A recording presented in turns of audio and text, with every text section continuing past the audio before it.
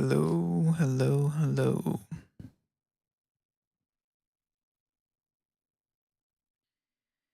I'm gonna be doing some melodic techno and some sound design. So I'm gonna be working on some sounds in Vital, which is a free plugin to use.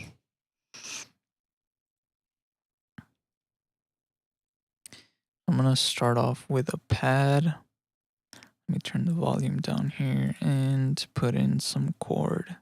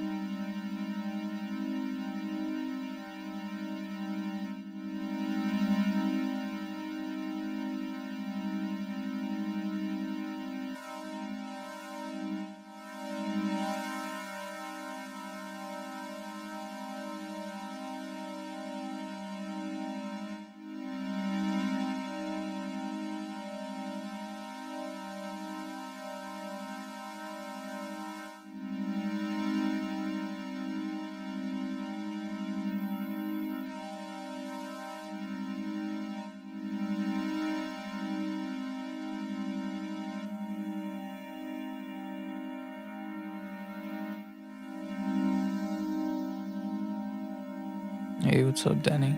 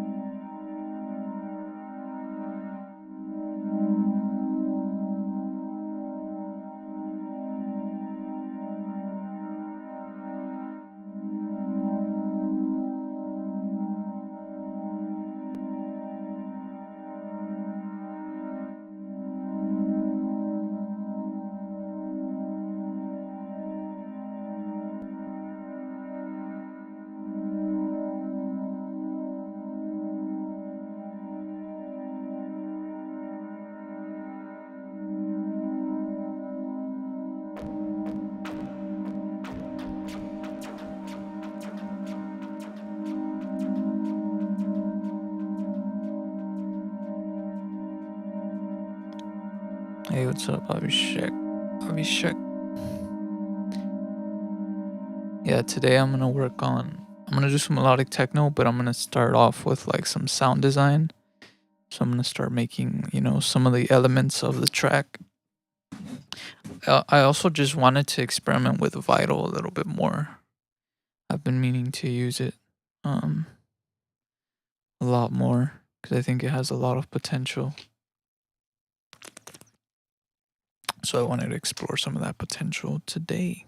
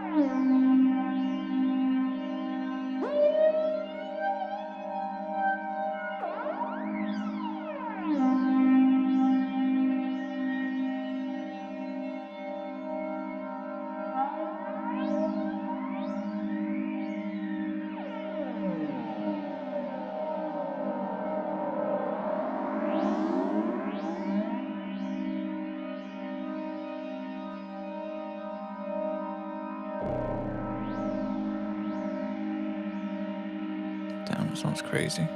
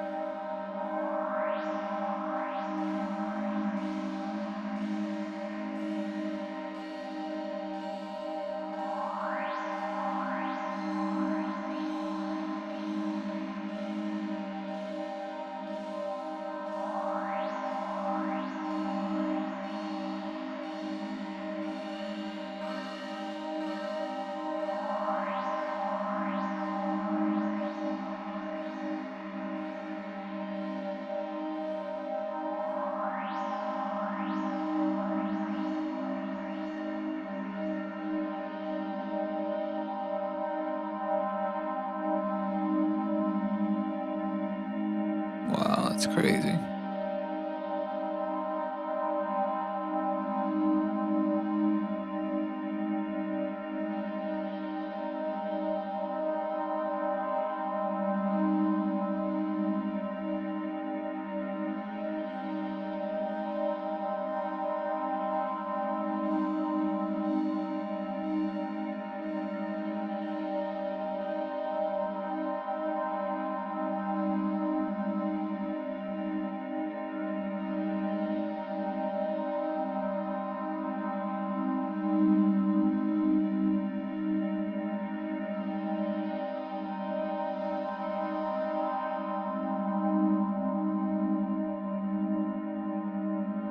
Okay, I like that.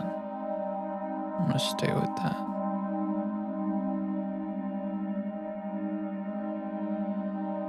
I think I'm gonna do some detuning.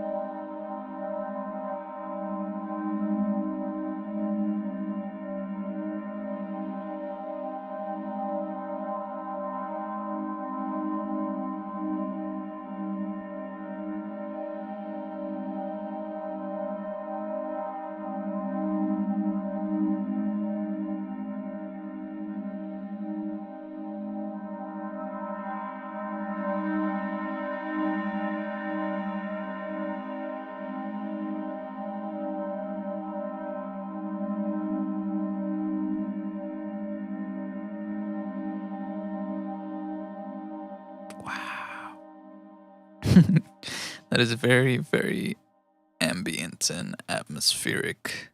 I like it.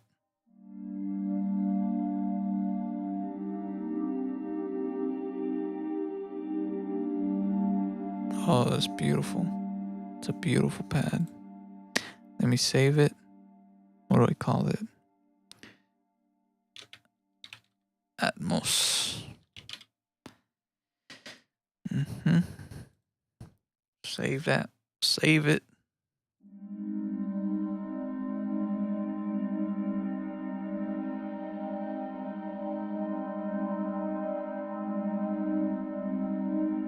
Okay, now that we have a pad,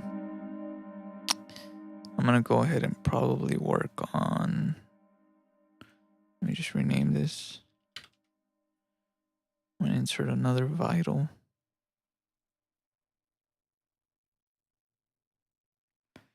And I'm gonna work on maybe like a, I might do just like a long bass, you know. So let me keep this short. I'll probably do like a sequence here, probably, honestly. I think it'll be better. And let me turn down the phase randomization, turn down the voices, turn down the pitch, maybe 2 octaves. What up, what up?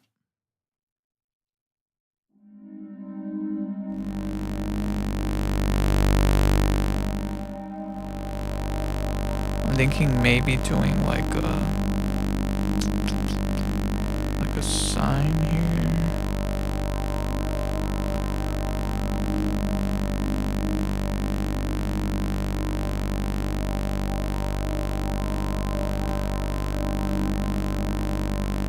Where are the basic shapes? Oh, that's nice.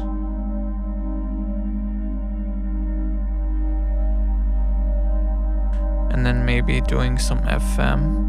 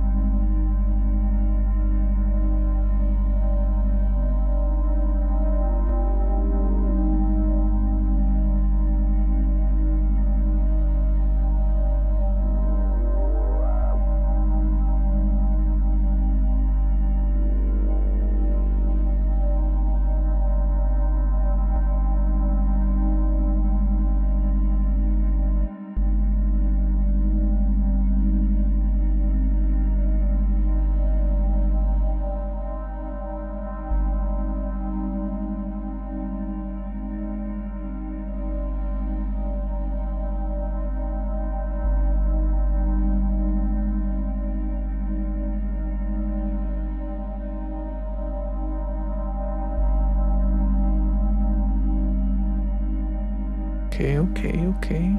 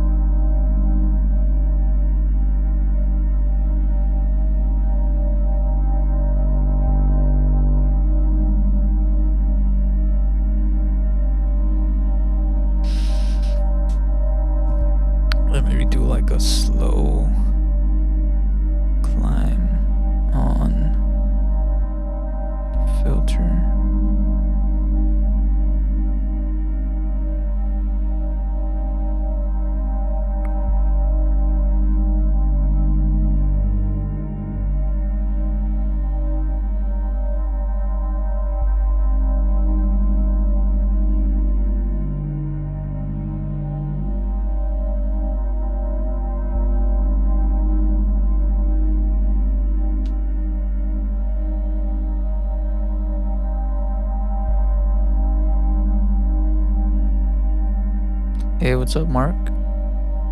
It's going good. It's going good. Feeling inspired. Wanted to work on some sound design stuff and some melodic techno. Right now, I'm just building the elements. So far, I have the pad going, and I'm doing the bass right now. But I think I might change this to like.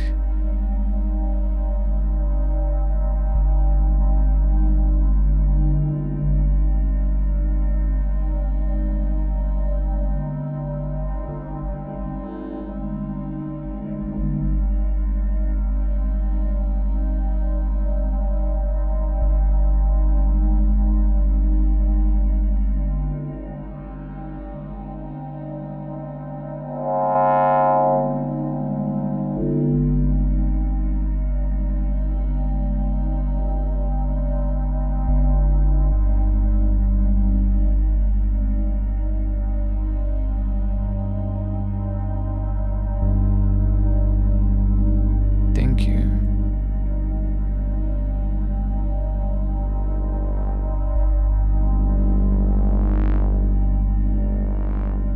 Oh, I like that.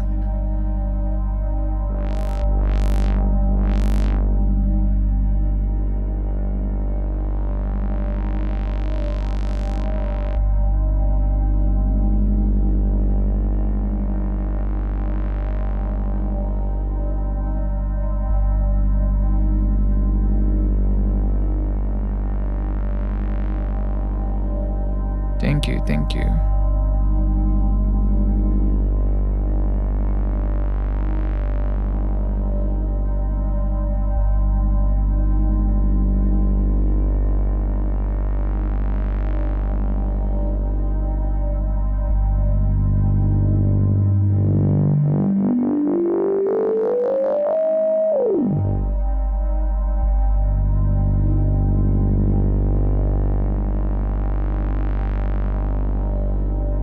I'm gonna leave it like this.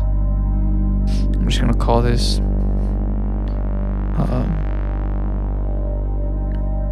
what's the name of that sound? Growly? It's not growling, it's like purring bass. Save it. Rename this. Actually, what I could do is create maybe like a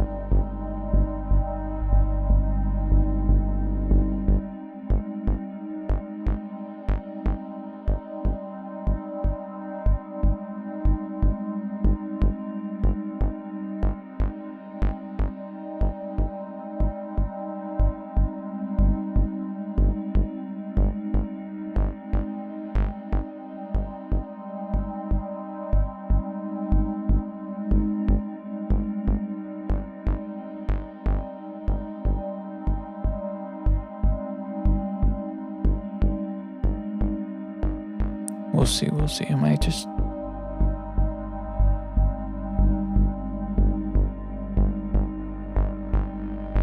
let me put a kick in there.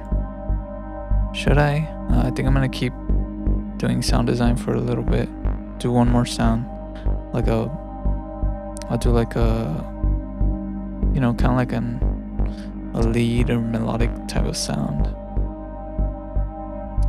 I'm also gonna use just one long note for it. And then I'll probably throw in some different notes in there.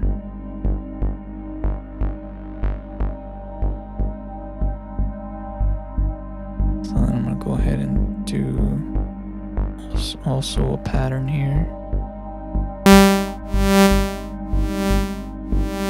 But it's gonna be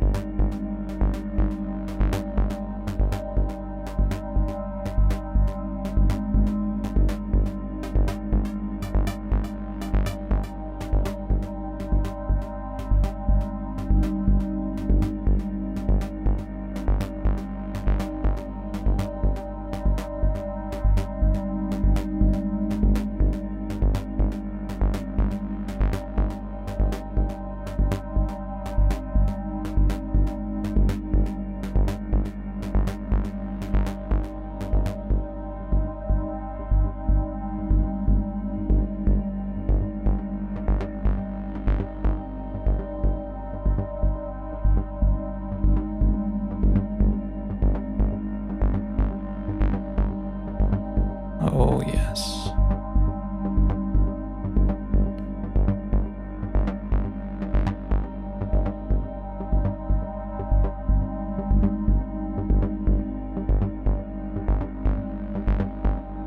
I'm gonna add maybe some distortion.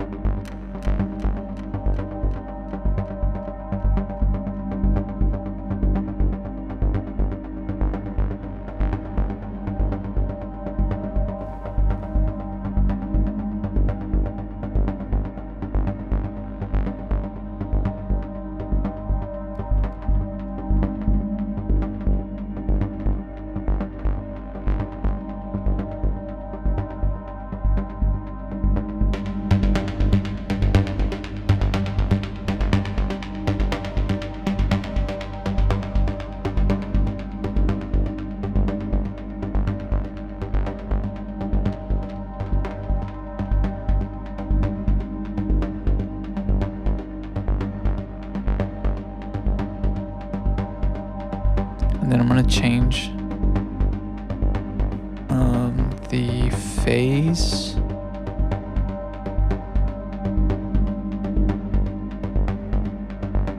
So I'm gonna put the macro on the phase of the LFO.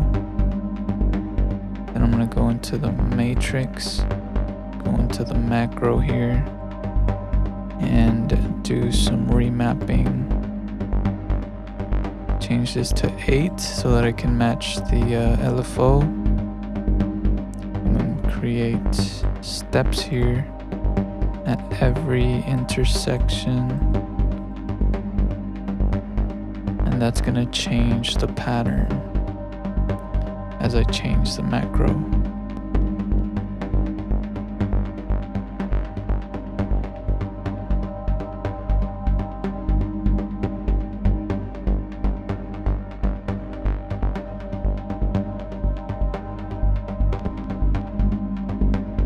So, you know, I can create some variation whenever I need to.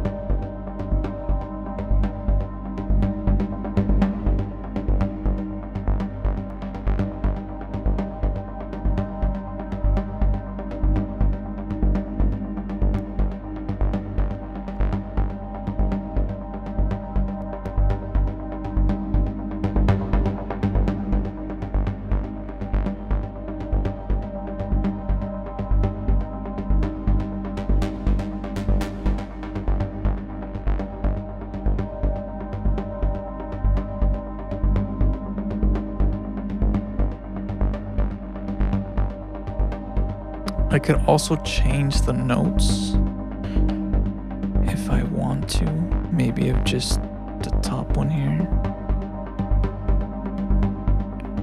by using the randomize, or I can use another LFO really.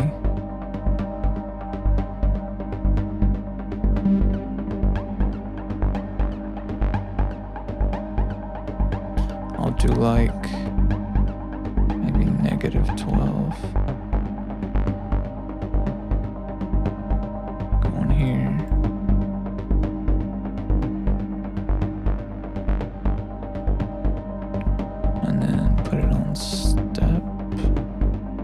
On 12, so it does the 12.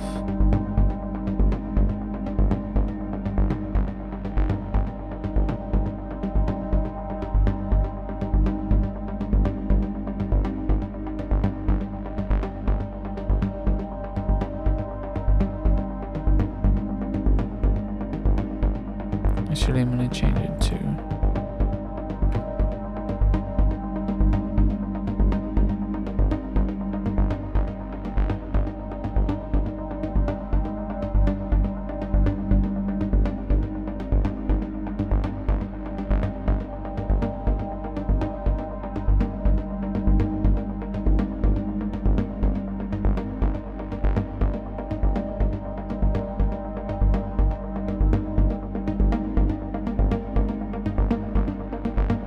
Woo, that's nice.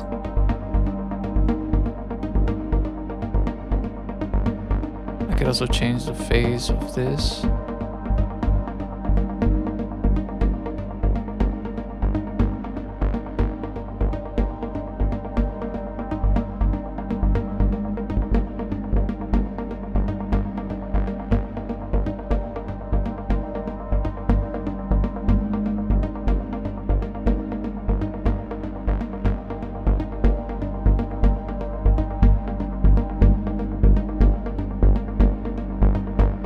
Okay, let me save this sound.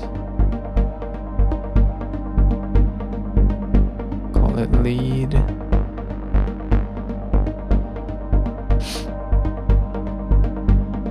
Dream pluck.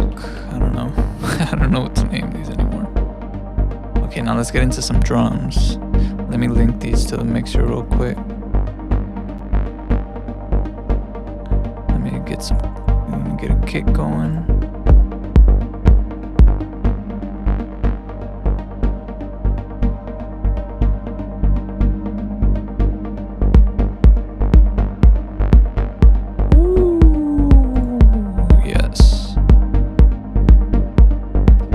get some sidechain going in here.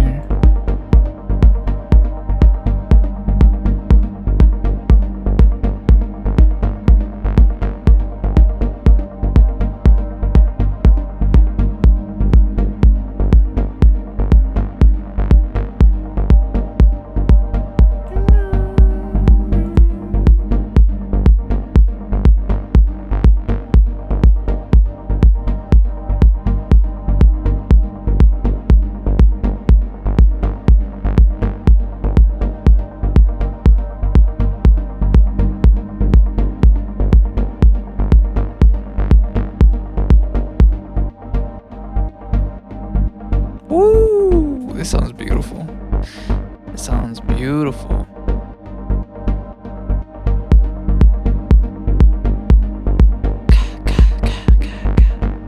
That's what it needs. It needs a lot, but we're going, baby. Maybe like a percussive.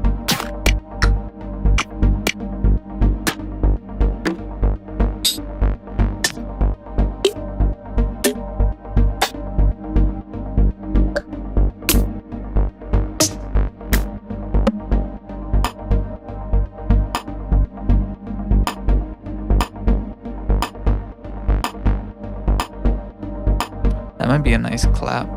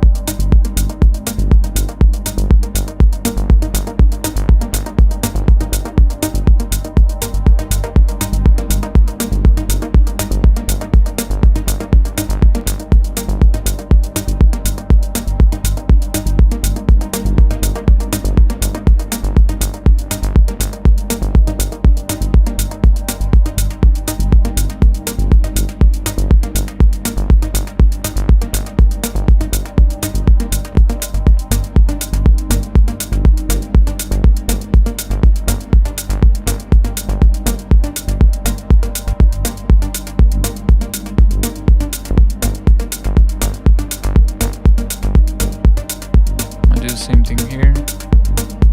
Link it to the face, go into the matrix, change up the remapping, turn this on, step, step, step, step, step, step, step.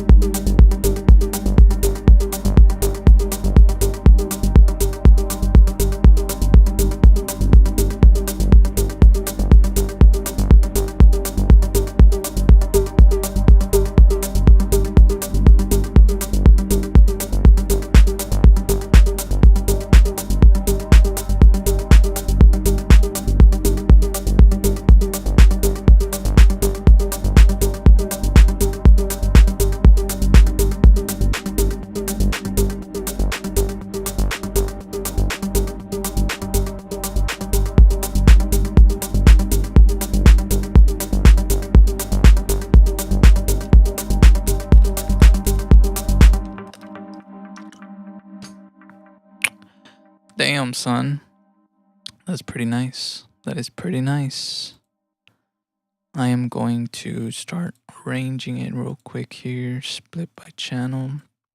Got the bass, the melody, the pad. Erase these. Split the drums by channel. Got the kick. Hat. Shaker. Shaker. I need to rename all of these. Let's call this kick. Closed hat.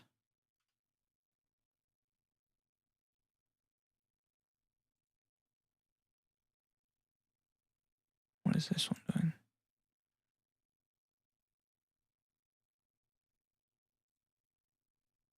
Hat shaker. Regular shaker. Got the open hat. And the clap. Do the same thing for these. Kick. One's fine.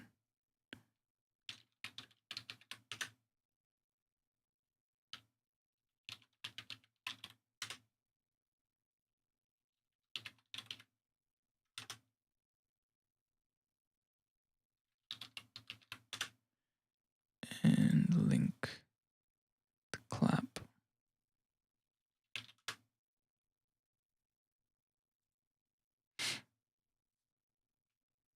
I hate that I have to rename all of them. I should rename them at the beginning. That way whenever I split by channel and link, it's all just already done. I always forget to do that.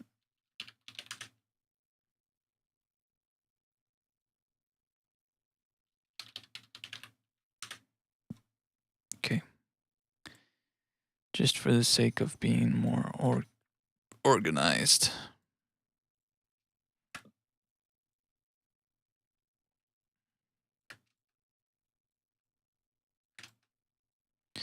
So what I can do for the intro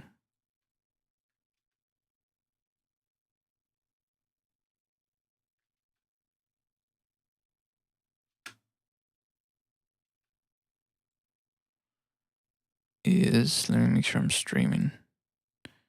I am streaming. Nice.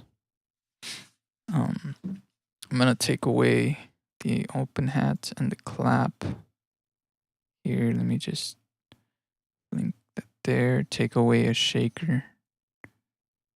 And take away maybe take away the bass and the melody. Take away the sample. And then go insert an empty space under the kick. Go to the kick, put it in EQ, cut off some of that low.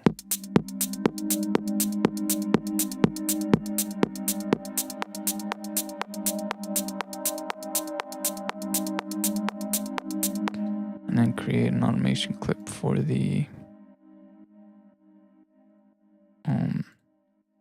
mix of that. I'm just going to turn it off here.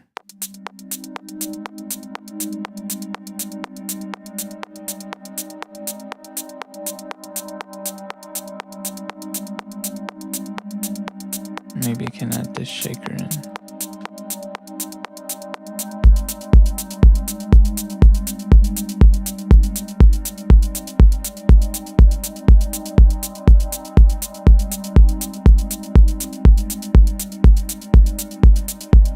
And here, add in the bass.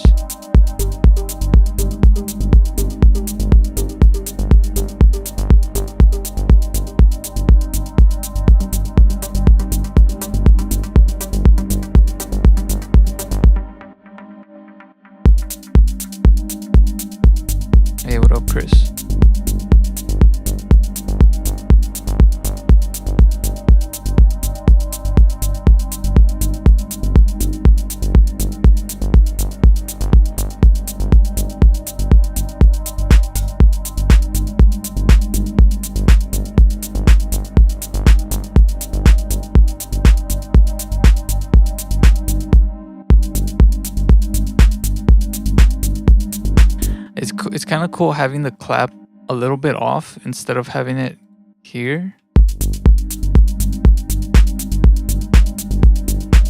It gives it like a totally different vibe.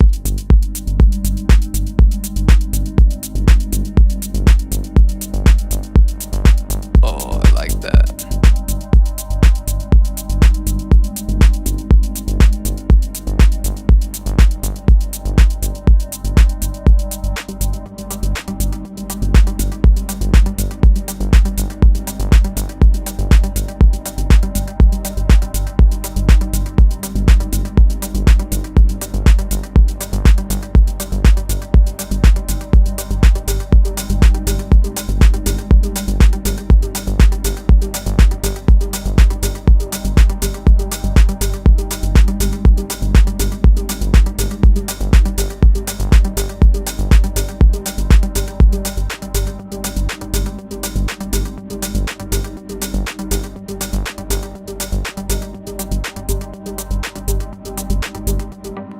It needs work, but we're getting there. We're finding the groove, baby. Let me save it.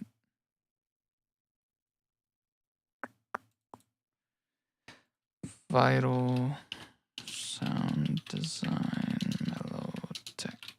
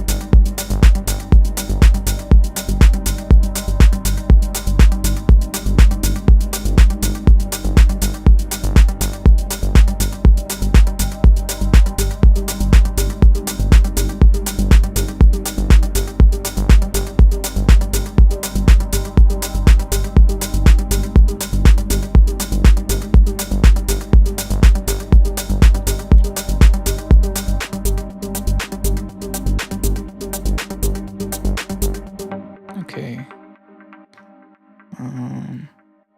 Let's go into the intro real quick. Let me do some automation on that pad.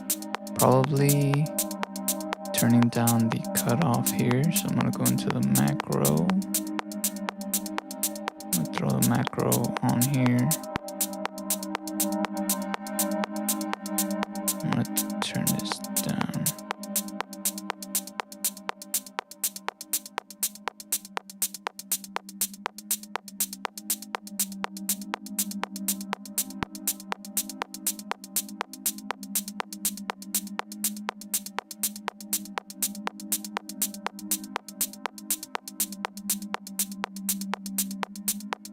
Create an automation clip.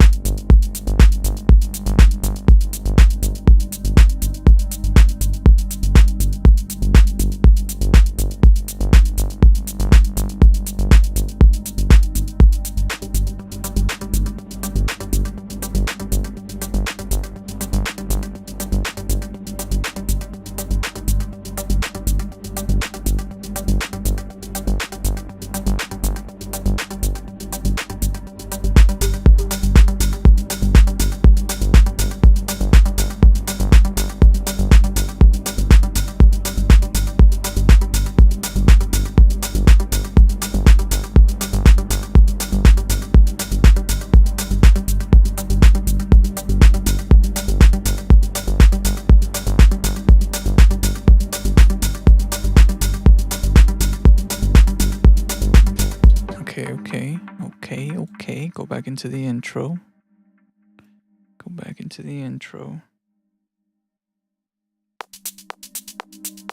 And put in some ambience in there. Some nice ambience. Maybe like an ocean.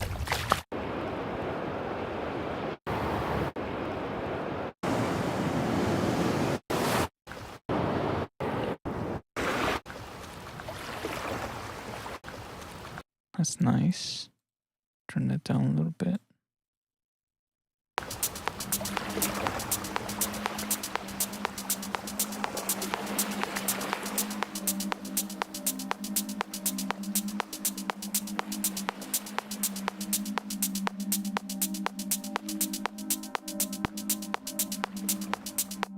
I can extend this, honestly. I'm gonna extend it maybe like 4 bars here. I'm gonna go where it says, I think it's up here in the settings somewhere. Tools. Edit.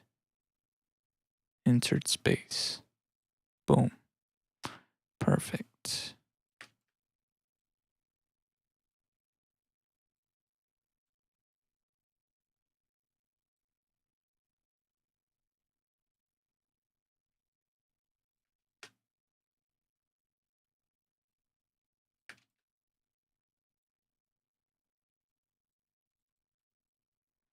And maybe extend this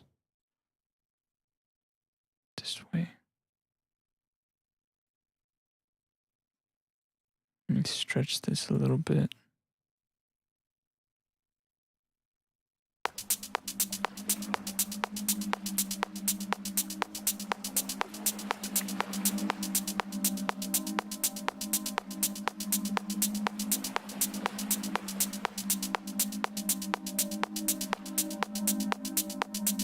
Oh, actually, I don't need to stretch it. Because it cuts off right here.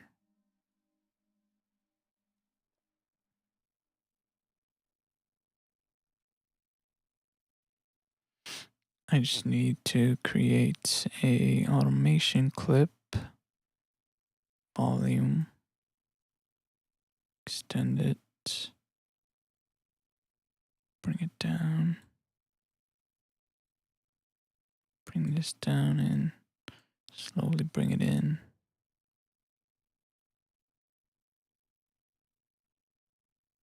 Yeah, I always usually do that. I always add reverb or delay to these types of sounds. Makes them real nice. But I also really like the panning in this sample. Like the way that it feels like the water moves, you know? And if I add delay, it's gonna kind of create a little bit more. I mean, it'll be nice still, but we'll see. I'll test it out.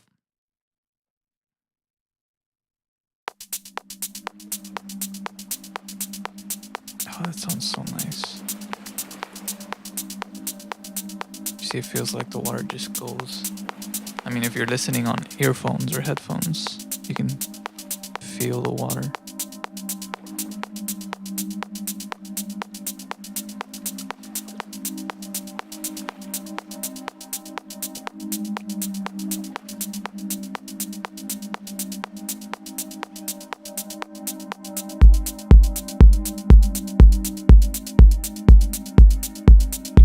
I might bring in the bass right here.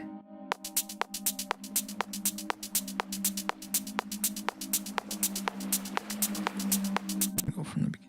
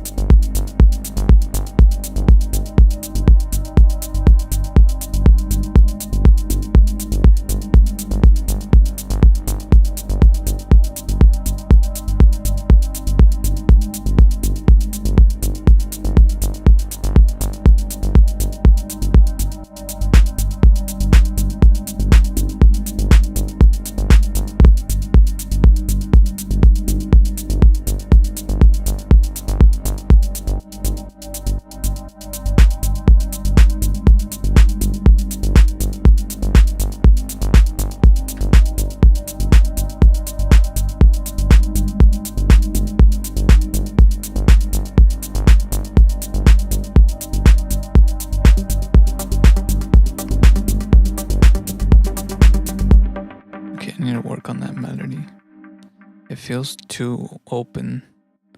Let me take off the reverb and the delay. See what that sounds like.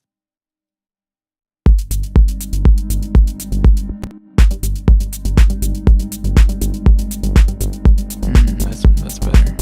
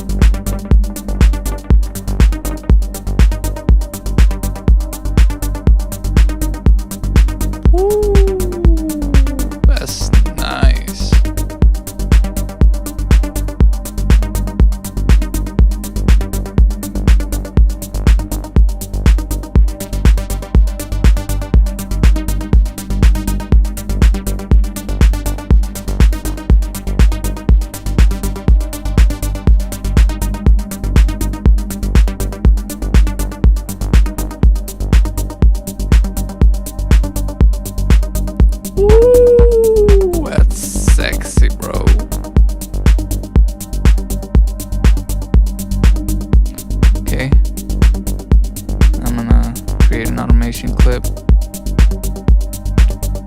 Last tweaked. Reanimation clip.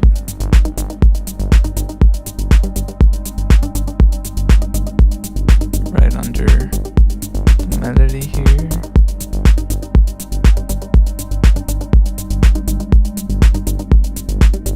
Oh, that's so nice. My goodness. You know, there's something really like, I feel like things come out a lot better and a lot cleaner when you do your own sound design rather than trying to go through a bunch of presets and trying to find sounds that fit, you know? I feel like you have a lot more control, and it's also a lot more unique to your own self because you made it. So when I listen to this, I hear myself, you know, I hear my own type of sound, and it's nice. And it's also good to learn to just do sound design and to create your own sounds. I think it's important. I'm gonna insert and move this up. That way it has its own space. Delete this because I don't think there's anything in here.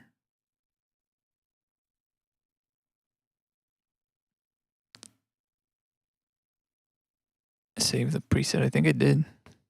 Actually, I know I didn't because I saved the old one. I'm gonna resave it to dry.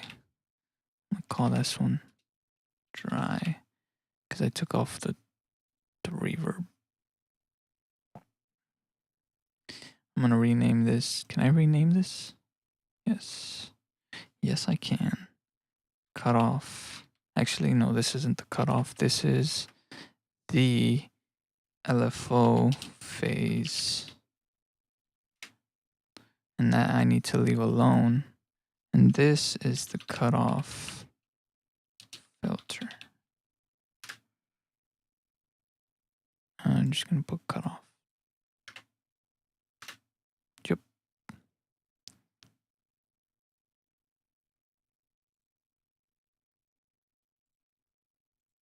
Mm-hmm.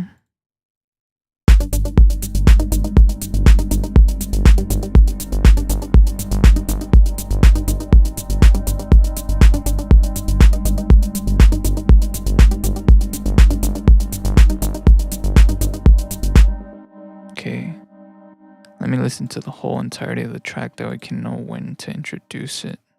I think I'm gonna have to probably cut the kick and then kind of build it up and then the drop, you know, where that lead like really hits.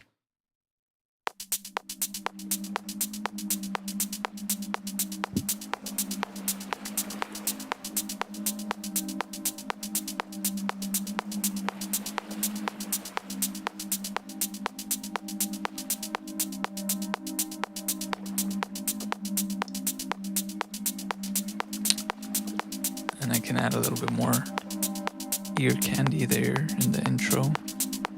Maybe some type of, I don't know, something.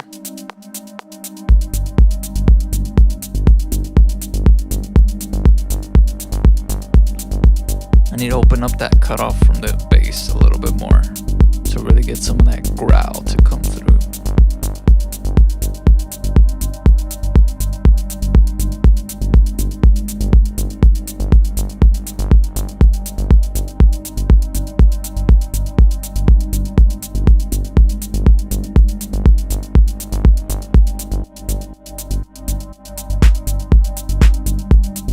Okay, let me do that. I'm gonna open up the cutoff for the bass.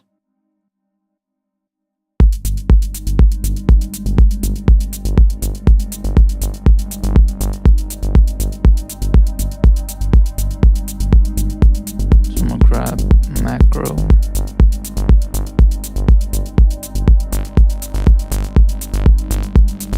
I feel like it needs to be more aggressive. How can I make it more aggressive?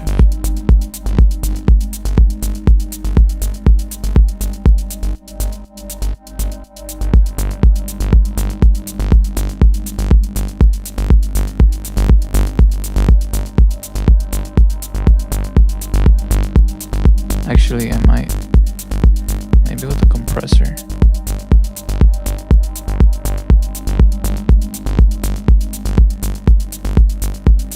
The multiband.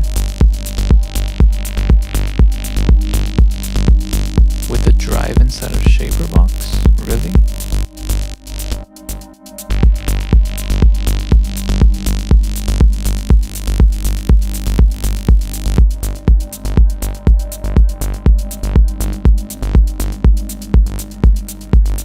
Oh no. I'm so glad there's an undo button in Vital now.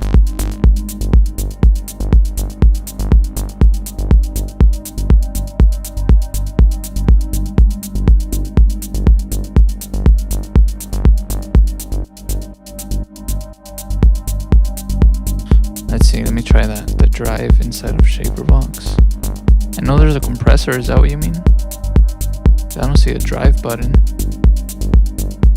Time, filter pan, width.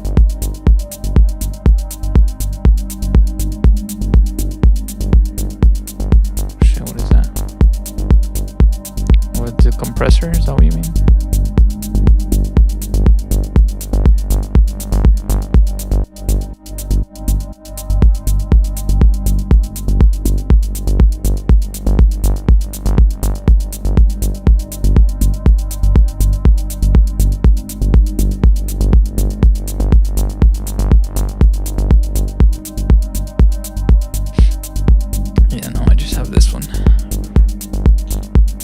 No, I think I can get it in vital. I just need to figure it out. If not, I can use like I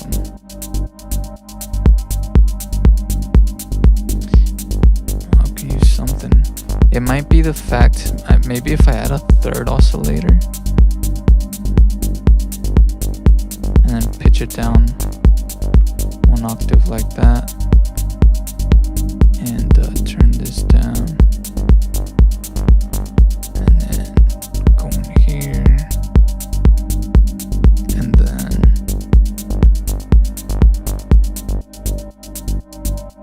oh, it's FMing it. That's why.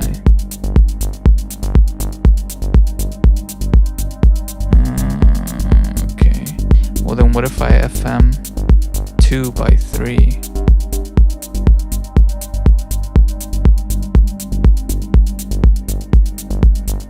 Let me open it.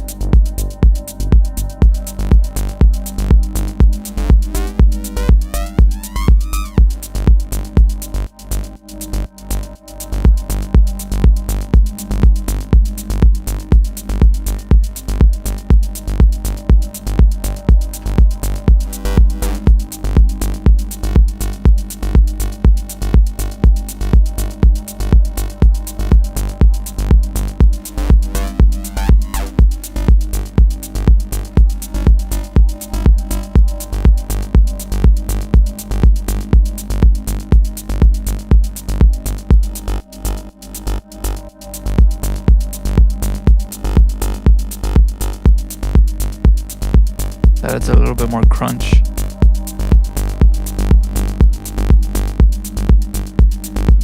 Maybe the drive knob here and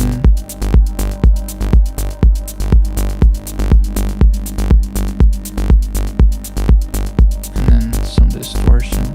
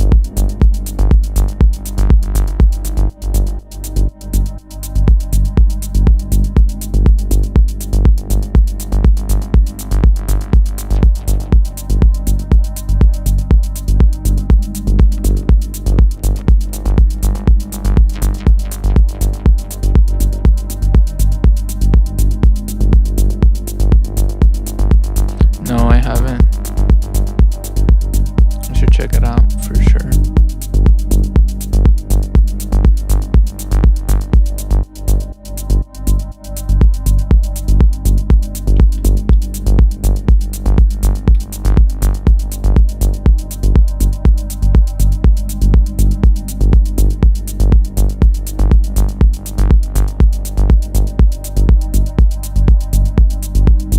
Did I already add it? No, I didn't.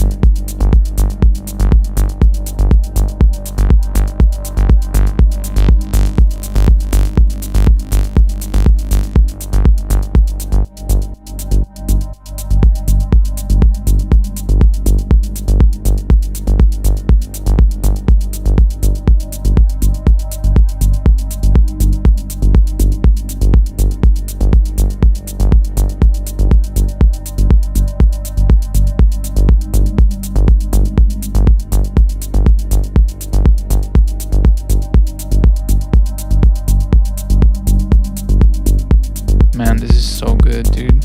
What the fuck? It's such a nice bass. Such a nice bass. Probably increase it about here.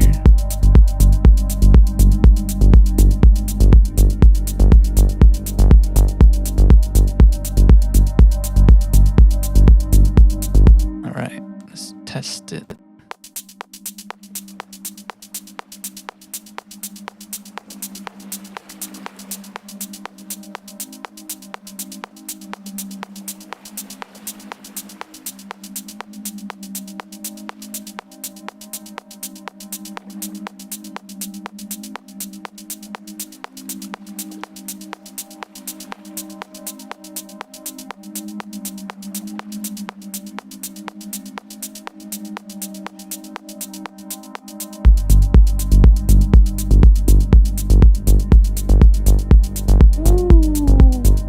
Man, that bass is nice.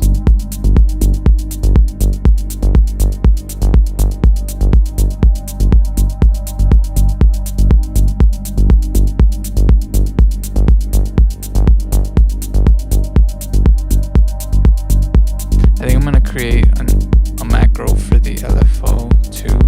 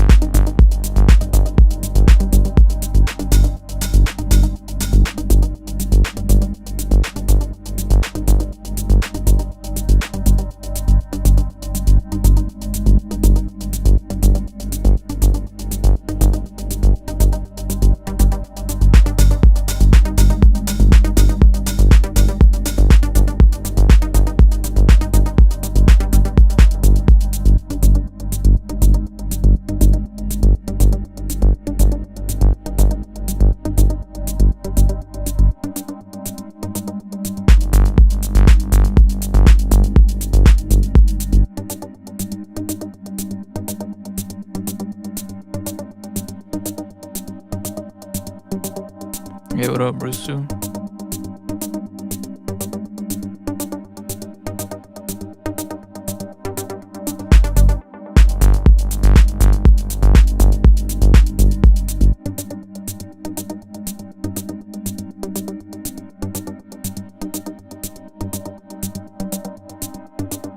I'm gonna create an automation clip for the pad as well, kind of for it to build up.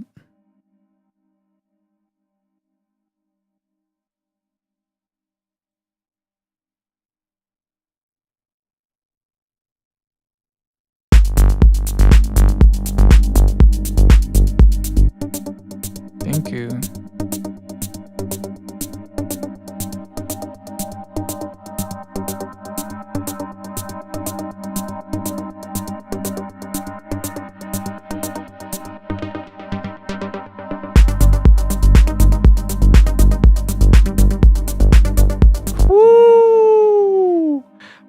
Whoa.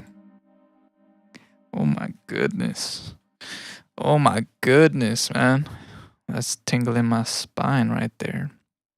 I'm thinking of maybe even making this longer. Like extending this break. I'm gonna do it. I'm gonna extend it 2 more.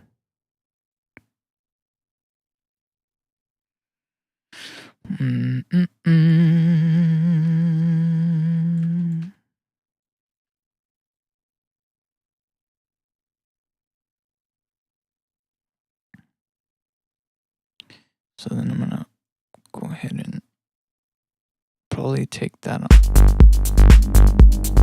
Take that off.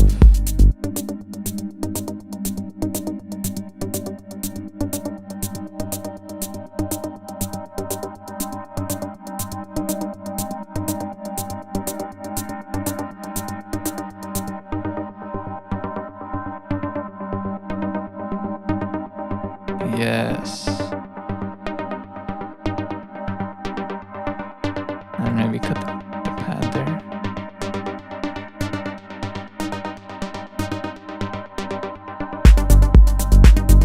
Woo! Son. Are you serious, bro? Are you hearing this?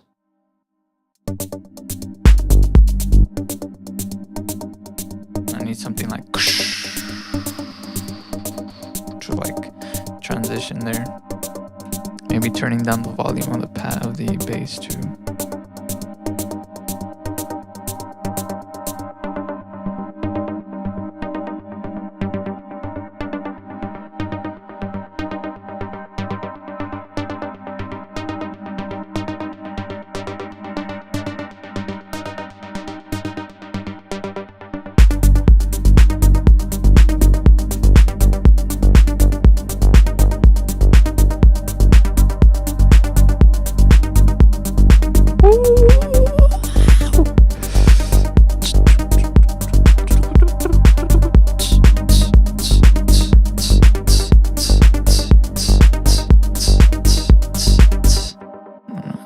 Slightly up the melody there. I'm gonna make some of these.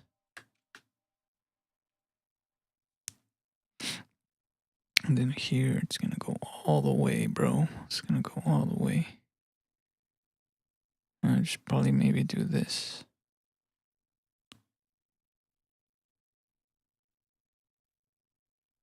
And then cut that at the end. And then build this up again right here. Build this back up again right here. And cut it. Kapow. Let's see what that sounds like, babe.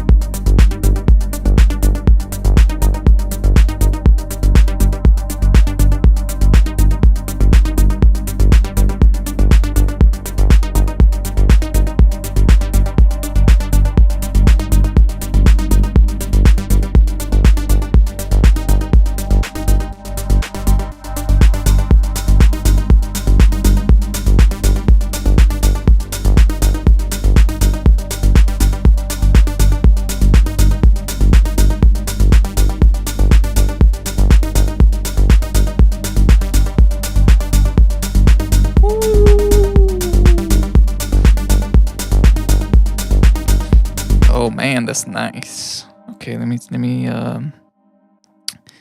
put some transition effects.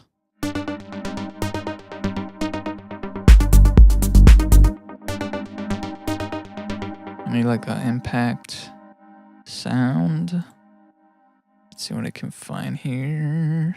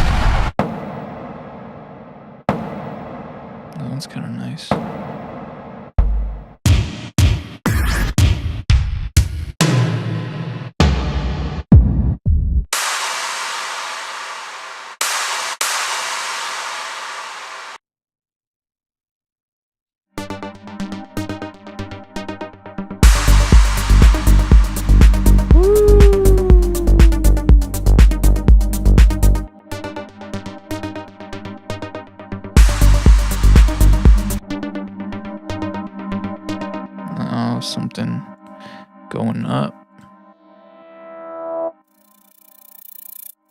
That's nice. Go in there, cut it.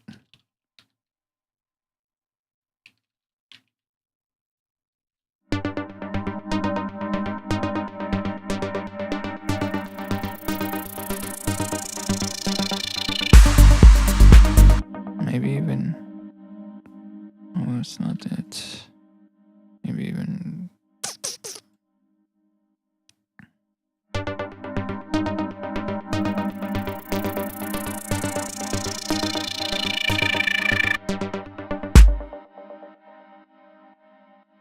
maybe if I stretch it, let's see what I can get here.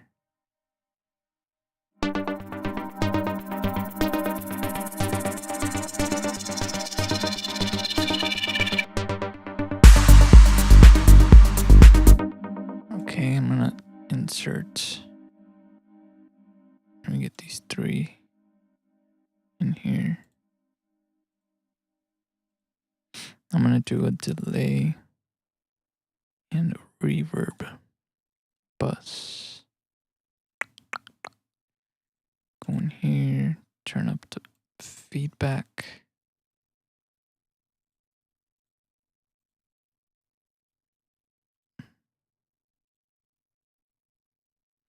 Which one is it? It's purple.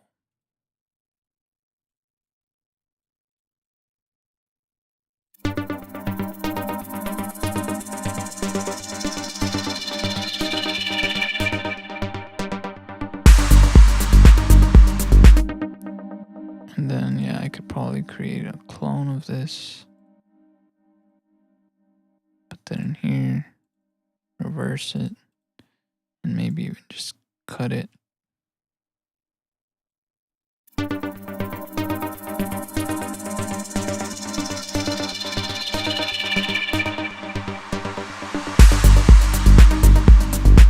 Woo! Okay, okay. We're getting there.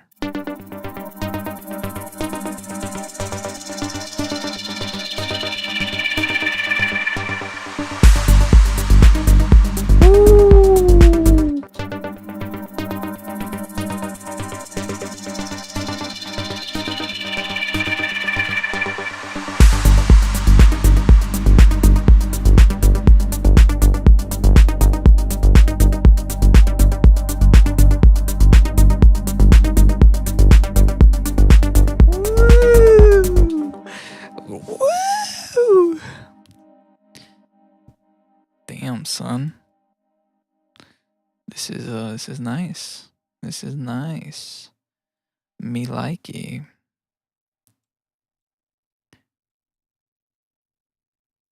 It is a nice transition. I don't need another one here for the break. Honestly, I could probably use the same thing.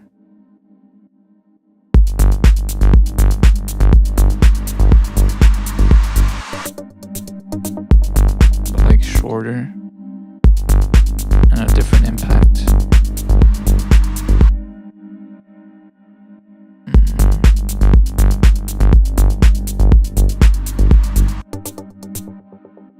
Nah, let me do something different.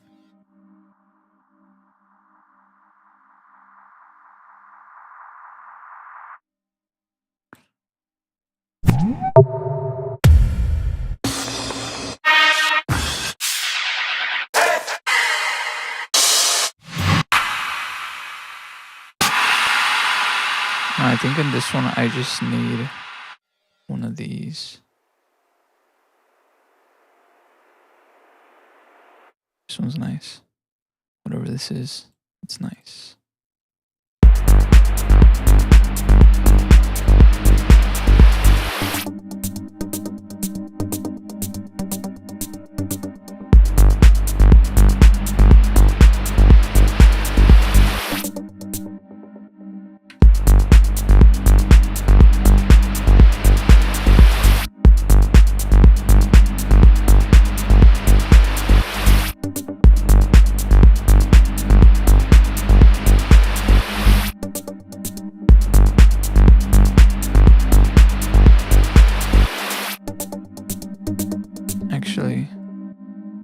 this over here.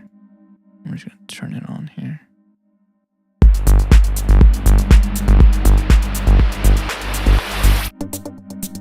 I'm gonna turn it off.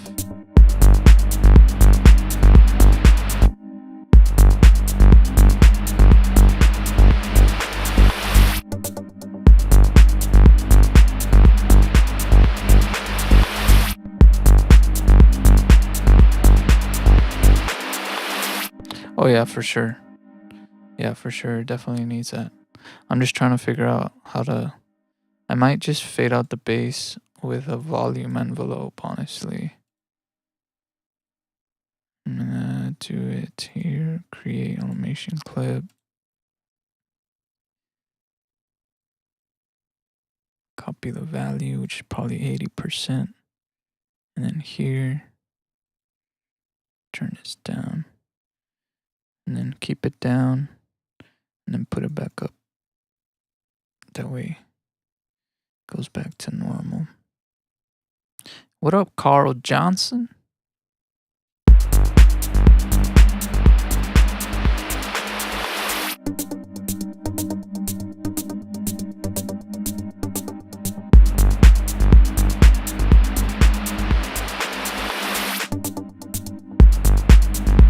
Okay, now time to put some reverb on this hoe. And some delay.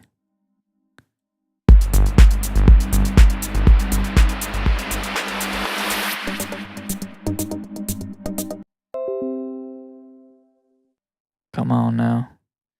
Come on now. Don't cut me off, internet. You were doing so good. Hey, it's 4:44 a.m. baby. Synchronized time. Hopefully that didn't cut off. Alright, cool. I don't know, sometimes my internet had been pretty good for a while now. I was able to stream for a long time without any interruptions, so it's green right now, so that's good. What up, Speedy? What's going on?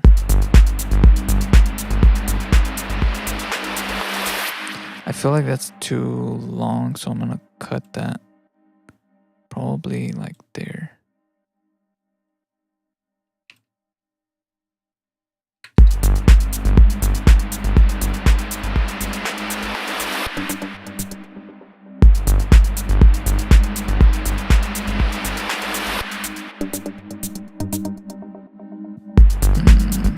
I might do a different sound. I don't want something that sounds like whoosh. I want something a little more rhythmic.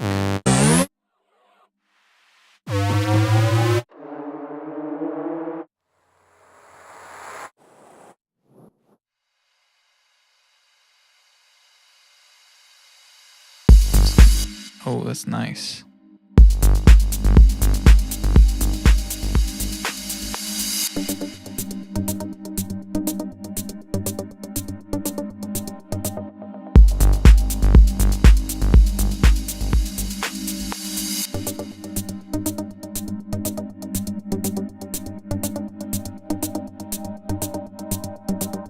Oh, bro, this song is so good. All right, let me play it. Let me play it from the beginning, see what we got so far. How much is time? How much time is this? 3 minutes and 10 seconds. That's pretty good, dude. That's pretty good. And I also still have in all of these, in the bass and in the melody, I have the LFO phase, which is going to change. It doesn't change. It's using the same notes, but it changes the rhythm of the melody and of the bass. So I can use that for like the second part of the song, you know, which is awesome. That's why I love Vital, because it has, because the LFO has phase that you can automate. And so it just makes things so much easier when it comes to creating variation in melodies and bass lines, especially for techno stuff. Yeah, I'm excited, man. This track it's nice. Very nice. I might even finish it tonight, bro. It's already gonna be 5 in the morning. Maybe by 6 in the morning it'll be done. Who knows? at least the main concept of it.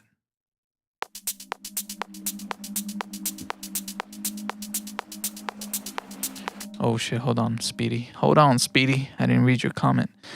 So I really like funk songs and I want to try making one. I just downloaded FL Studio. Do you have any tutorials for that? Honestly, I don't even know who funk is. So I would need to listen to some of the songs and see what's up. So the answer I guess is no, I do not have any tutorials for that. Unless it's like a genre of techno that I've done. Because I have a lot of melodic techno videos. I have a lot of like, well, not a lot, but I have some real minimal stuff. I think somewhere on my channel I have some like tech house stuff or some house stuff, deep house stuff. I have like organic, slower BPM techno stuff. A little wood chimes for the intro, maybe in the background. Yeah, and it definitely needs more sounds besides just the water. But maybe not. I don't know if wind chimes. I feel like conversation would be good, you know? Or like, I don't know, creating some type of story. So, like, for example, you hear the water, which means you're either by the beach or by a river or something. Because it sounds more. Yeah, it sounds like an ocean because I hear like a seagull somewhere in there too.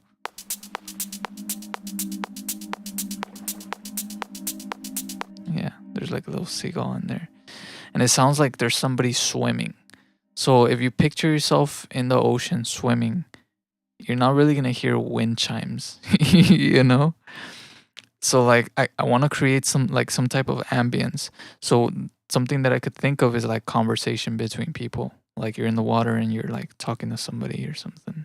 Or maybe more seagull sounds or like splashing sounds or I don't know, or wind sounds. I don't know. There's like I'm just trying to like picture this scenario in my head. But there could be wind chimes. Maybe you're at the beach and you're not that far offshore and there's like you have a house by your beach and there's some wind chimes and I could push the wind chimes to the very back so it sounds like they're further in the background. I don't know. There's so many possibilities. I could throw in some random animals. It's also like I guess what I have available to me. Maybe fire?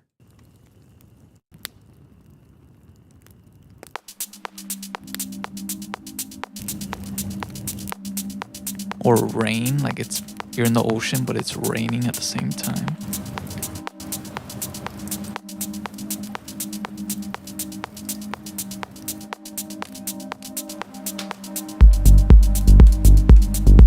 Oh dude, it's so good. What the fuck?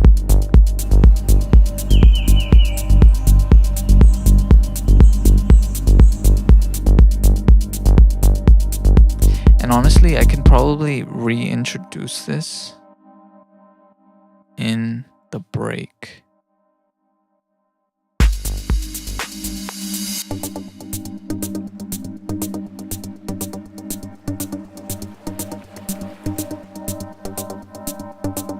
Thunderbirds and rain, bro.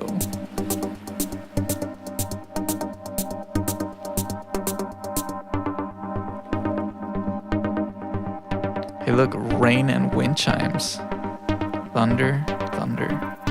Hell yeah, definitely some thunder.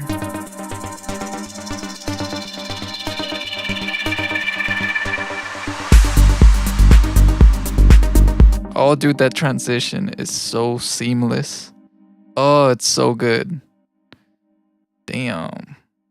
Damn, son. I feel like this needs to come in a little faster. Let me put this on. Put this on me. Put it on me, baby.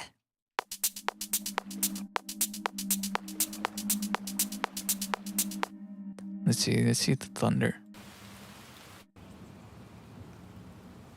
I want thunder on its own though, you know, like sometimes you hear, like sometimes it's not raining, but you hear the thunder.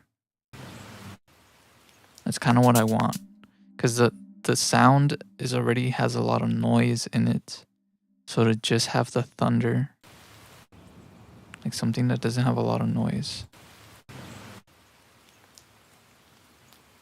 Oh, that's nice.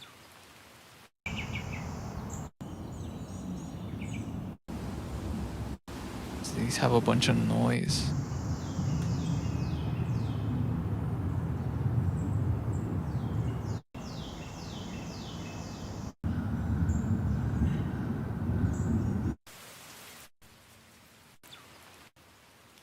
I like this one. Oh, that's nice. I'm just gonna throw it in there like in the middle somewhere.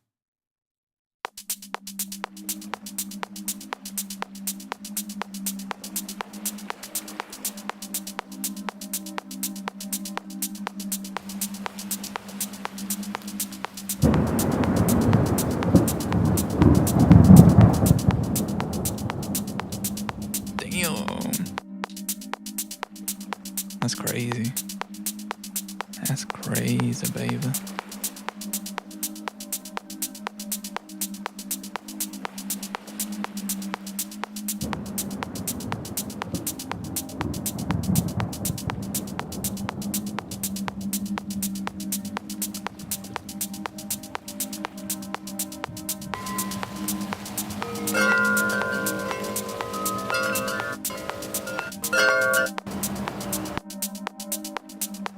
Okay, I'm gonna create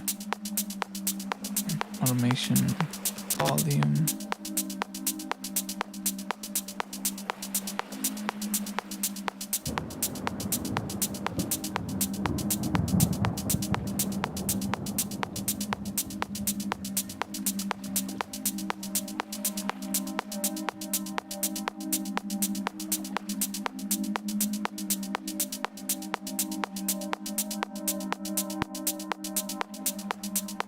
And then I need to create some kind of little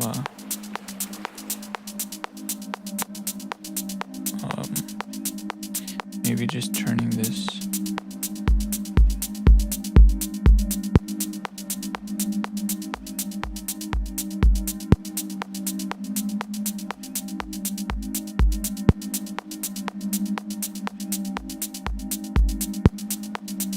Any transition there.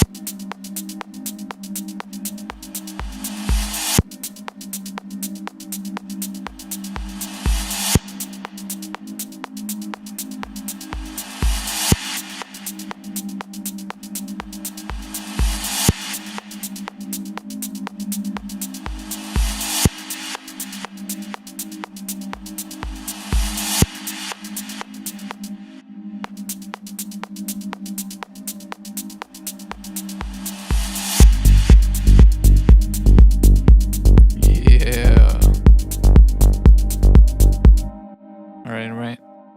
And I could, no, not really.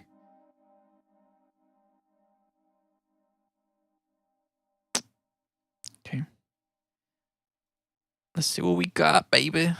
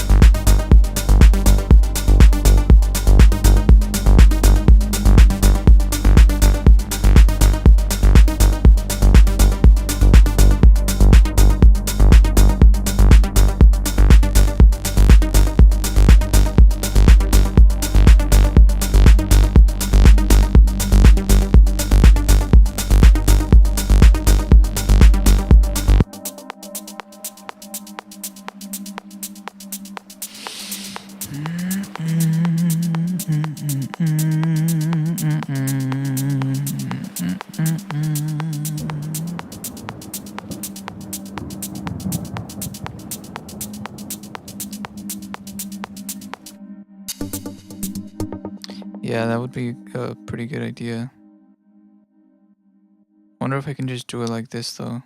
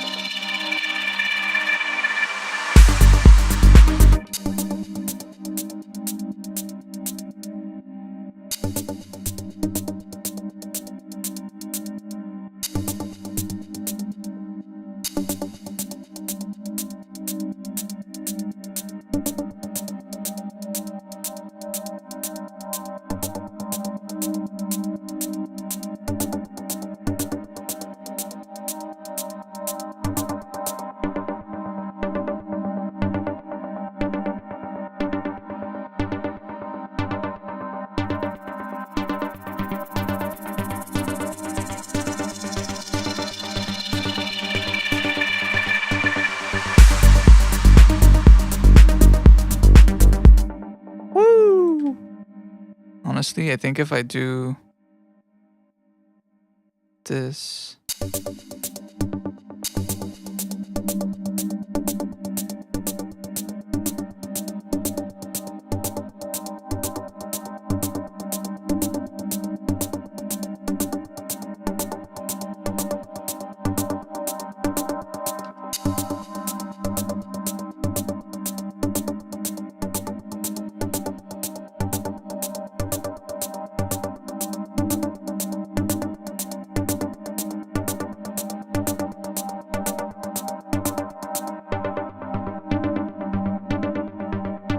And then maybe bring something like this in.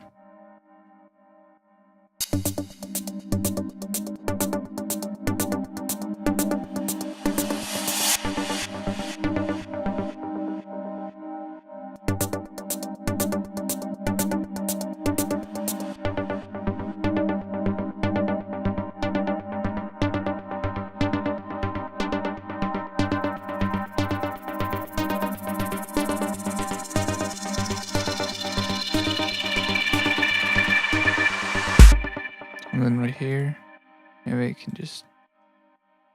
Whoops, why is it green? What the fuck? It's weird.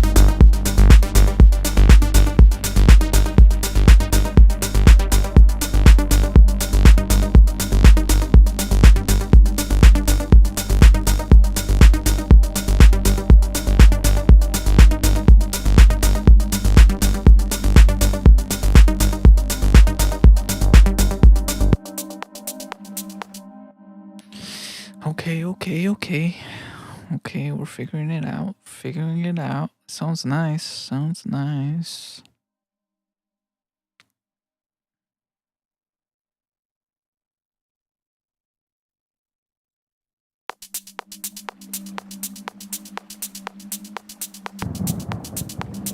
feel like I need something right here. Oh.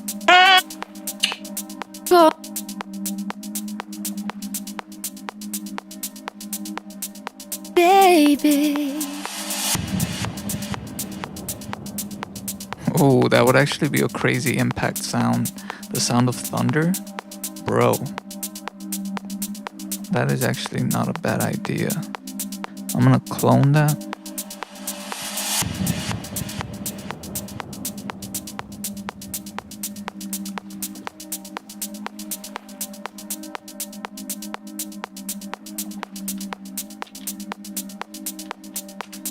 That is not a bad idea. Maybe like here.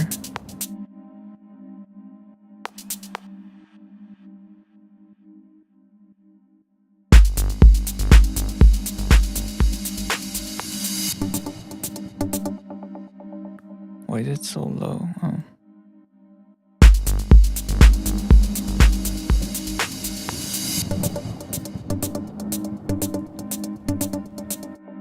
Why is it so low? Is it being influenced by the automation?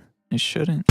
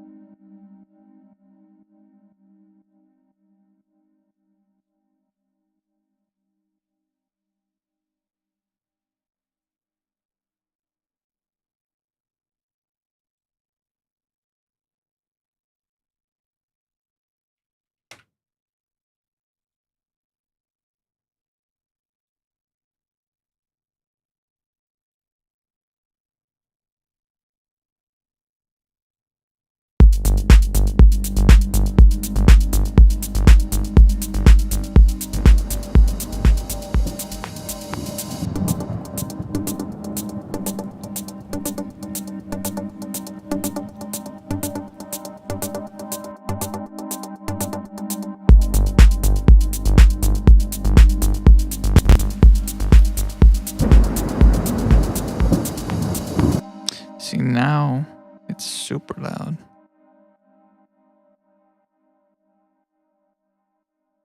It's pretty weird.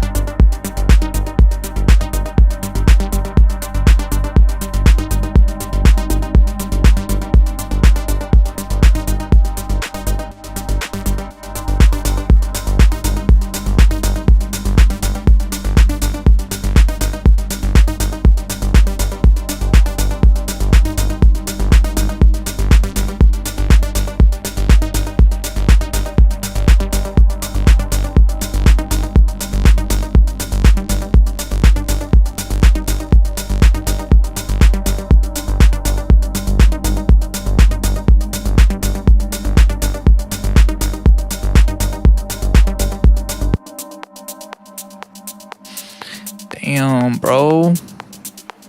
This song is delicious. This song is delicious.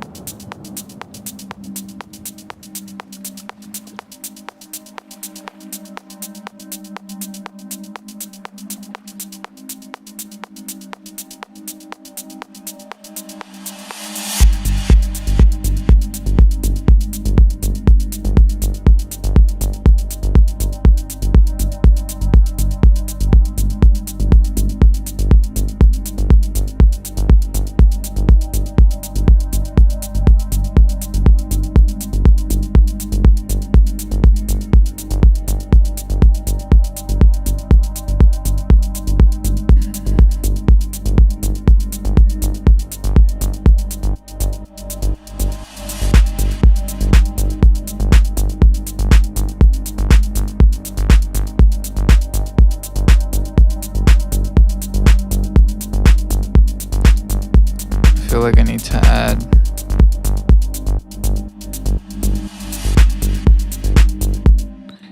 maybe do this ping pong.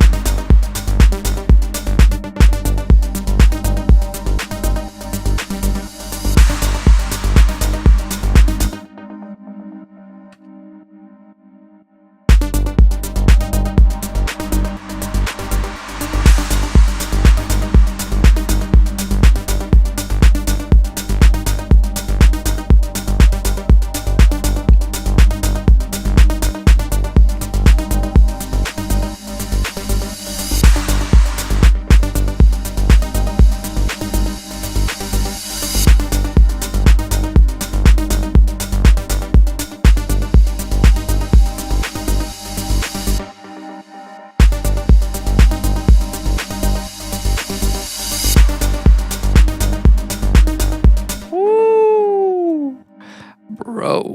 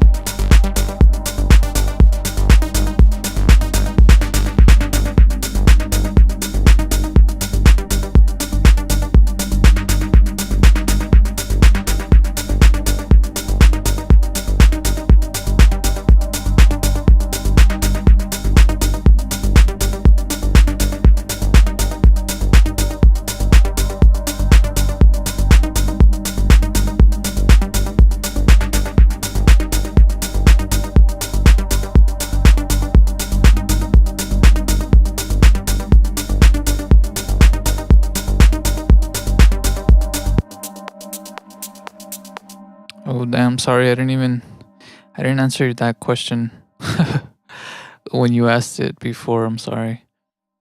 I had read it, but I forgot to respond. I've been producing since I was maybe like 15 years old. I am 27 now. So how much is that? 15, 5, 10, 12, 12 years. 12 years, bro, of producing. But here's the thing though. I started when I was 15 and I only like messed around with it for a little bit. You know, I was at that time I was really into like hard style techno, jump style, you know, like way old school stuff. Um that's what caught my attention cuz I was like, wow, this music is like really cool. I wonder how it's made. And then so I looked up how to make that music and then I came across, you know, different DAWs, but FL Studio was the one that stood out the most to me and I was like, wow, that's awesome. I really want to learn how to start doing stuff like this. So then I got FL Studio on my laptop and I started when I was 15. But I only did it for a little bit and then my laptop messed up and so I didn't have a laptop for like a couple of years. And then I eventually got another one, so I got FL Studio again. And at that time, I was going to a lot of raves, so I was really into like EDM and that style of like techno, I guess, or electronic dance music. And so then I started producing again, and then again my computer messed up, and so I didn't have a laptop for a couple of years again. And I would say the point where like I started producing consistently, where like I was consistently putting in work, I would say it was maybe around 2016. That's when I was like putting more time into actually making music. And then I got this PC that I have now, and then that's when I started making even more music. So I would say maybe from 2016 till now has been more or less like consistently producing. And then probably since like 2018 till now, it's been like even more consistency. And I think this year alone, like I've been making a lot more music, especially now that I don't have a job, that I don't have to go to like a coffee shop job that I had. I've been able to invest more time into making music, which is why I've been live streaming a lot more often. So, yeah, that's more or less how long I've been producing. And of course, I'm always still learning, you know, like even yesterday when I was streaming, I was opening up some of my old projects and listening to those was like, wow, they suck to me, you know, like they have potential as far as like the idea and the concept, but the mixing and all that stuff was like so bad. And so there's always, you know, every year it's an improvement. So yeah, I think I'm at a pretty good point right now as far as like the creativity and the skills, like the mixing ability and stuff like that. But I'm always learning, and the way that I'm always learning is by always doing and always practicing and just being consistent. So there's your answer. How long did it take for me to get good at it? I don't know. I think maybe like a year or two for me to like actually say like that I am good at it. I still think I have a lot to improve on, but like whenever I uploaded my first video to YouTube, which might have been last year or maybe I think it was 3 years ago. When I first uploaded my first YouTube video or my first YouTube tutorial, that's when I was like, okay, I think I'm good enough to where I can teach other people, you know, or to where I can at least put some tutorials out there on the things that I already know. So I think 3 years ago was when I was like, okay, I think I'm good enough to like at least put myself out there and to start putting out music and stuff like that. And now in these 3 past years, I feel like I've gotten so much better as far as like my mixing ability and my arrangement and everything, you know. But I mean, it's a process, you know. The more consistent you are, the more you practice, the more time that you put in, the better you're gonna get, obviously. So I would just say, just put in the work, even if it's just like you spending like an hour sound designing in Vital. Like that's gonna help you no matter what. Even if you make something and you think it's going nowhere and you just get rid of that project, you don't even save it, like that's helping you somehow. So I would just say, just put in the work, man. That's really all it takes. And experiment. Don't get stuck in one genre. Mess around with different genres, different techniques. Don't don't get these rules stuck in your head, because that's something that really limited my ability as a producer when I was like starting out. I had all these concepts in mind where like, oh, I have to produce at like a low decibel range. I have to like use compression. I have to cut off all the lows. I have to like, there was all these rules that I was seeing when I was watching videos on YouTube and tutorials, and I was like, I have to follow all these rules because if I don't, my music's not going to sound good. And in doing that, I think I limited my creativity and I limited my ability to like use my ears and to really understand and hear what I was making, because I had all these ideas and all these things that I was like, I have to do this, you know? And I think one of the main things that was messing me up was because I really wanted to learn how to master, right? Like I was like listening to my music and I was like, I need to learn how to master so that I can put my stuff on Spotify and all these things. And that really messed me up. It really messed me up. So like right now, for example, like I'm not, same thing with like, I was like, oh, I don't have any monitors, so my music's gonna sound like shit. Or like my monitors don't have a flat frequency response, or I don't have studio headphones that have a flat frequency response. Like all these little things were limiting me. And I was stopping myself because I was like, oh, my music's never gonna be good because I don't have all these things. But that's a lie that you tell yourself. Like you have to stop and you have to get over that. Like something that I realized for myself is like, for example, on my master bus, all I have is a limiter and span. And limiter isn't doing compression. I know that when you first get FL Studio and you open up a project, it'll automatically have a limiter in the master. And so mine isn't doing compression. I have the ceiling all the way up. So whenever anything passes the threshold of 0 decibels, I have the saturation turned on slightly. Like this is turned off and then barely, I have it barely turned on. So anything that passes 0 decibels, it doesn't get compressed, but it gets saturated, which makes it sound a lot better to me. And I turn up the gain so that it sounds louder, you know? Like there's a lot of people that'll tell you, oh, you have to be at negative 16 decibels and that's what you have to mix at. And like, it's not true, man. Everybody's different, you know? And I think you just got to find what works for you. And what works for me is listening to it like full capacity. So this is basically like if it was mastered in a way, you know? Because it's hitting like a certain loudness. Like if I go in here,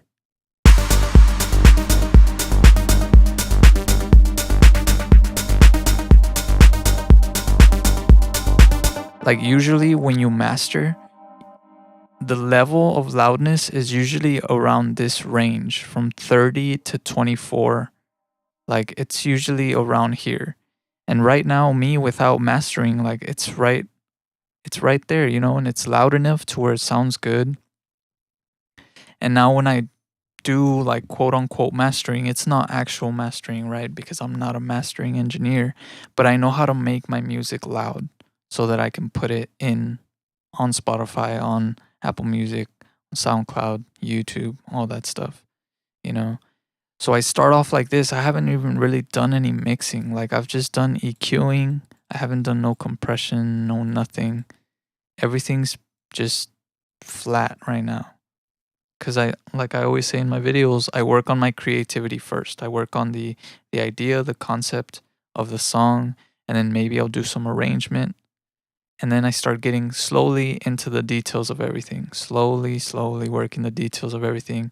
And then the mixing, working on on the side chaining like dynamic EQ, and creating sidechain between certain sounds to give everything space, and then creating buses like a drum bus, a melody bus, a bass bus, and then doing compression on all those separately.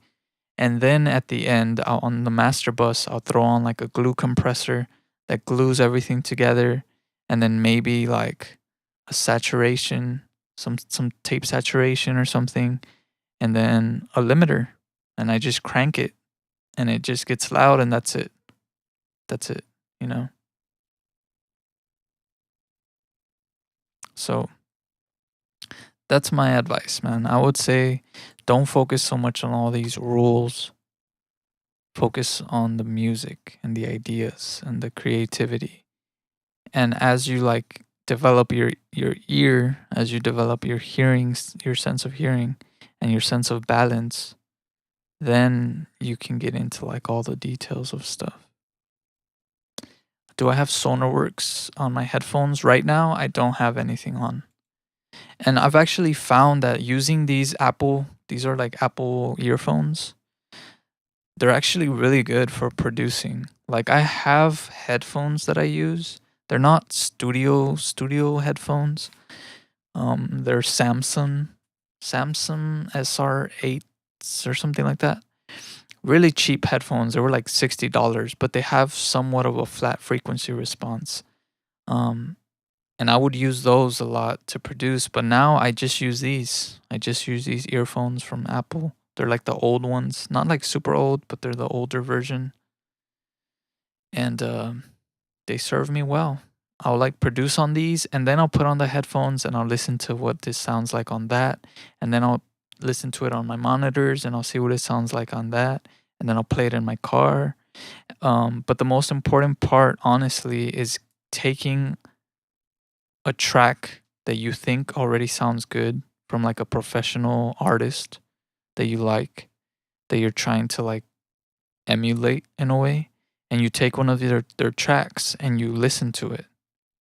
And I know that sounds like, when I first started, I didn't want to do that. I don't know why I was so against it. I was like, no, I don't want to use a reference track. I just want to make my music, the way that I want to make it. I want to base myself off of anything.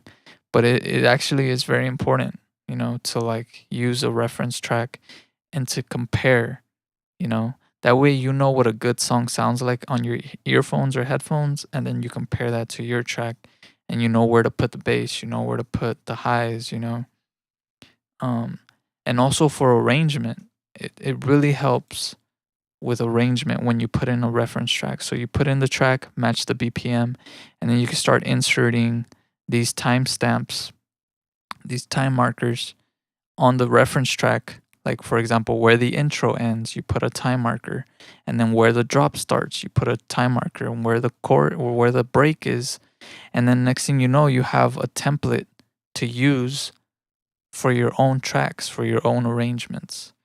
And that's something that also really helped me when it came to like actually finishing my tracks and arranging my tracks, was using reference tracks in order to break down how they do their arrangements, and then doing my own and basing myself off of that, but like in my own way. I just don't do it when I'm live streaming because obviously there's copyright stuff. So like I don't want to be playing a reference track and then get a copyright strike for it or whatever. But I definitely recommend you guys to do that.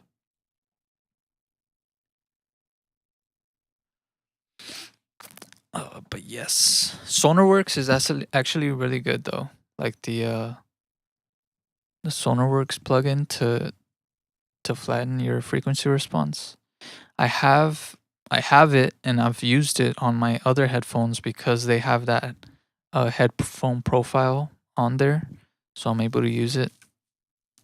Um, but I haven't in a really long time because again, I wanted to like develop my sense of hearing better without that.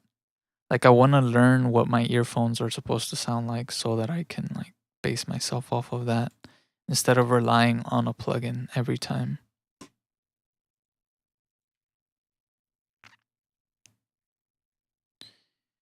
I really do want to get some Bayer Dynamic headphones though. It would be nice. It would be nice, but at the moment I just don't have the money for it, and you just got to use what you got, you know? So but that's cool. I think those are another headset that I want. Let me see if I can find it. There's supposed to be some really good headphones. It might be those, honestly, that you're saying, the Bayer Dynamics. I have them here somewhere. Oh no, the ones I'm thinking of are they're Bayer Dynamic, but they're the 880s Pro. The 880s. Those are the ones that I want. Those are the headphones that I really want. Because they're like semi open back. Or they might be full open back. I'm not sure. I think they're semi though. Or they might be closed. No, I think they're semi.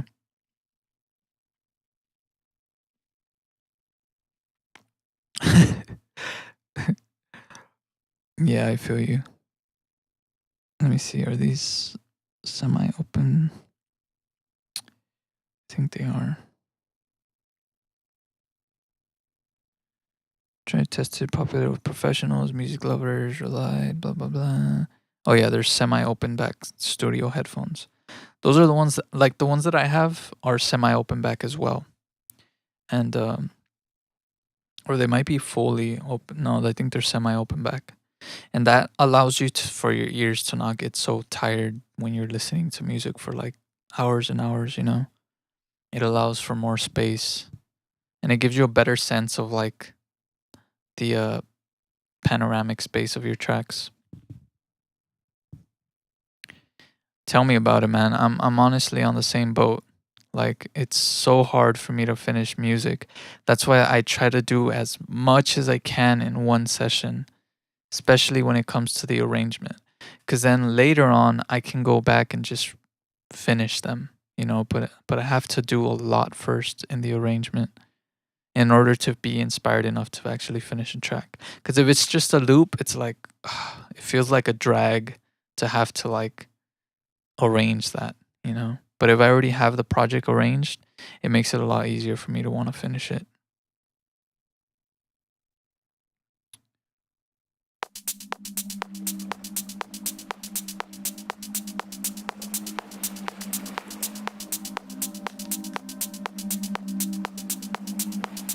I'm the same way though, man. I've only put out like a couple of tracks this year, and only on SoundCloud. I haven't felt like good enough to put them on Spotify yet. I want to just like I want to develop my skills a little more.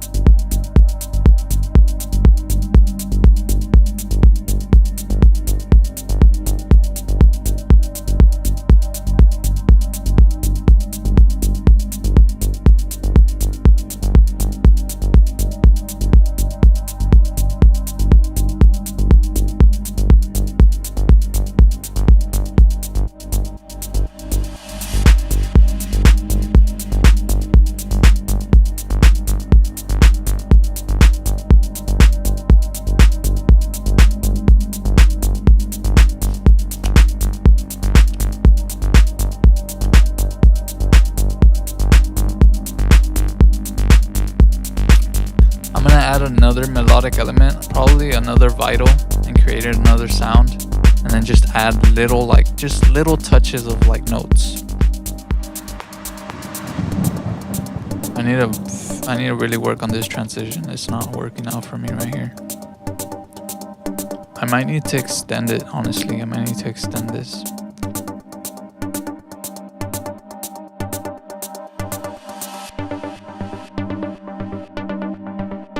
Thank you, Chris.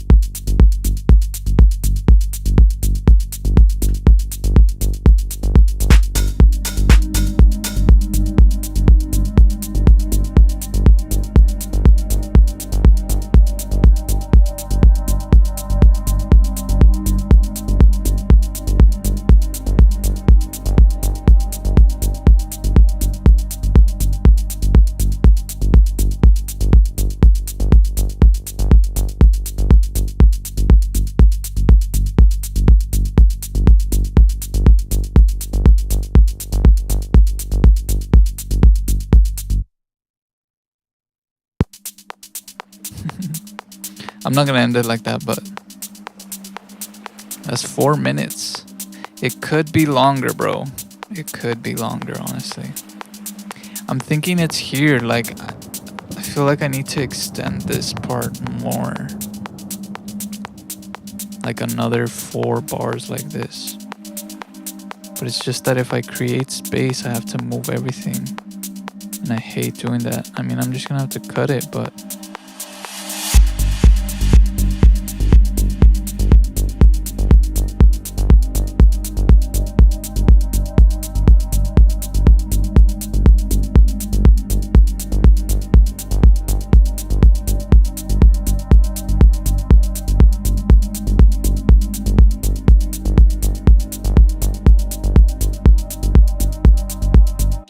It's okay.